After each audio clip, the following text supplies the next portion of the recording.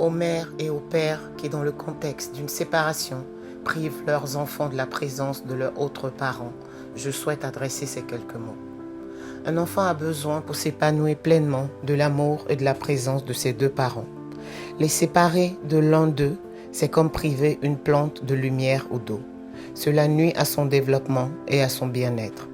Lorsque l'on aime véritablement son enfant, il est essentiel de mettre de côté les rancunes et les échecs conjugaux pour agir dans l'intérêt supérieur de cet enfant. Il ne doit pas être utilisé comme un outil de vengeance ou un moyen de pression. Il est trop facile de se dire religieux ou croyant tout en agissant à l'encontre des principes de compassion et de justice. Nos paroles et nos actes doivent être en harmonie, surtout lorsqu'il s'agit du bien-être de nos enfants. Même si la douleur de la séparation est profonde, même si les blessures sont encore vives, il est important de prier pour avoir la force de dépasser ces ressentiments. Il faut permettre à l'autre parent de jouer pleinement son rôle dans la vie de l'enfant, car ce dernier a besoin de sa figure paternelle autant que de sa figure maternelle.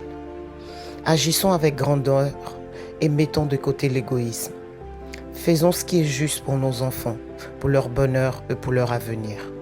La véritable force réside dans la capacité à dépasser ces blessures pour le bien de ceux que l'on aime le plus, nos enfants.